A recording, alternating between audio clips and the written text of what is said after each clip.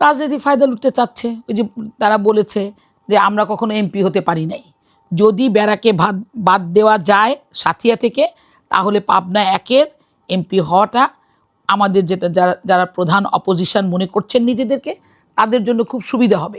কিন্তু আমার মনে হয় এটাও ঠিক না। যদি সীমানা কোনো কিছুও হয়, তাও তারা এমপি হতে পারবেন না। কারণ এখানে 10টা ইউনিয়ন, 10টা ইউনিয়নের মধ্যে 3টা ইউনিয়নে তাদের ভোট বেশি থাকতে পারে, আর 7টা ইউনিয়নে আমাদের ভোট বেশি। সুতরাং এটাও তাদের হবে কি না, এখানে একটা বিশাল প্রশ্নবোধক চিহ্ন। কারণ এটা ভাগ করে কখনো নির্বাচন হয় নাই। আর বেড়ার যদি থাকে, বেড়াতে 16 আনার মধ্যে 15 আনা ভোটই বিএনপির ভোট, এখানে অন্য কারো কোনো ভোট নাই। সুতরাং তারা যেটা মনে করছেন সাথিয়ার একক হলেও তাদের জেতার কোনো সম্ভাবনাই নাই।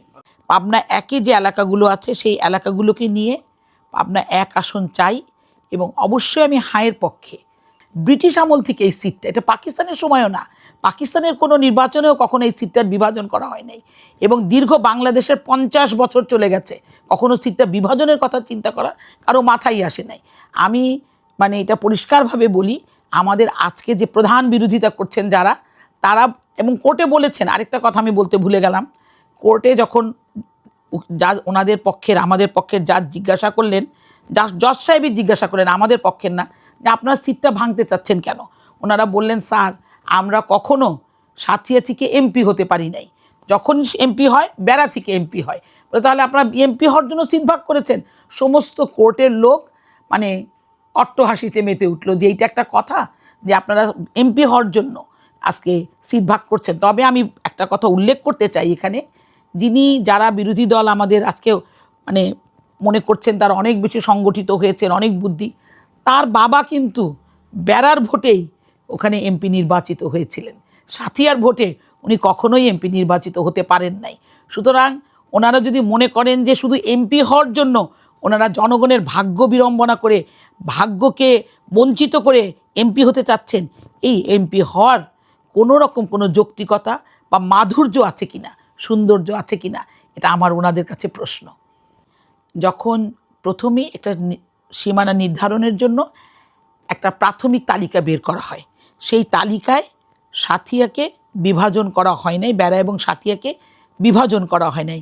আমি নিজে পত্রিকায় একদম খুঁটে খুঁটে প্রত্যেকটা সিট, যে 300টা সিট আছে, কোনটা কার সাথে গেল, আমি দেখলাম যে বাগেরহাটের সিটটাকে গাজীপুরে নিয়ে আসা হয়েছে। তখন বাগেরহাটের লোককে আমি ফোন করলাম যে তোমাদের সিট নিয়ে মনে হয় ঝামেলা হচ্ছে। প্রাথমিক গেজেট যেটা দেখলাম, সেই গেজেট নোটিফিকেশানে দেখলাম তাদের সিটটা বাগেরহাটে 3টা সিট রাখা হয়েছে, কিন্তু আমাদের সিটটা পাবনা 1 আমি দেখেছি একদম স্পষ্টভাবে যে সুজানগরের বেড়ার যে অংশগুলো ছিল, এবং বেড়ার ওই কথাটাতে লেখা ছিল বেড়ার ইউনিয়নগুলা বাদে বাকি অংশ সুজানগরের সাথে। তখন আমি নিজে বললাম যে সুজানগরের সাথে যে ইউনিয়নগুলা, সেগুলোর নাম লেখা উচিত ছিল, কিন্তু সেটা লেখে নাই, আমি পরিষ্কারভাবে দেখেছি।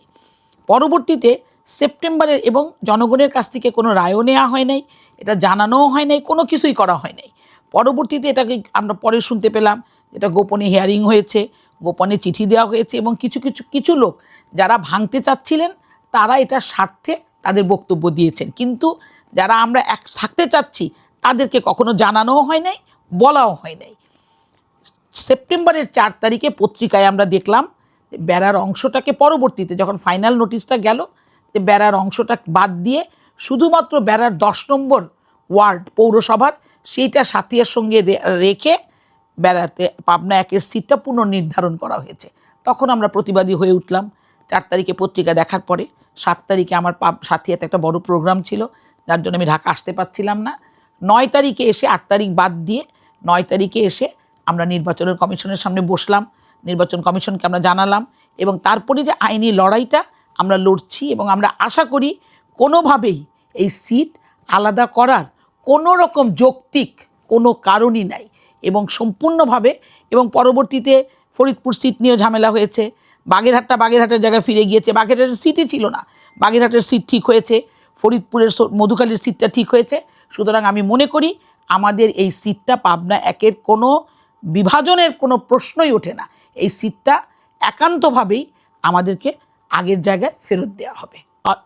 এলাকার জনগণ অত্যন্ত বিক্ষুব্ধ, তারা নির্বাচন কমিশনে হাজার হাজার লোক এসেছে, এবং প্রতিদিন হাইকোর্টে যখন হিয়ারিং হয় বারান্দাতে মুরব্বীরা বসে থেকে দোয়া করতে থাকে যে আল্লাহ আমাদের সিটটা আমাদেরকে ফিরিয়ে দাও, কারণ এটা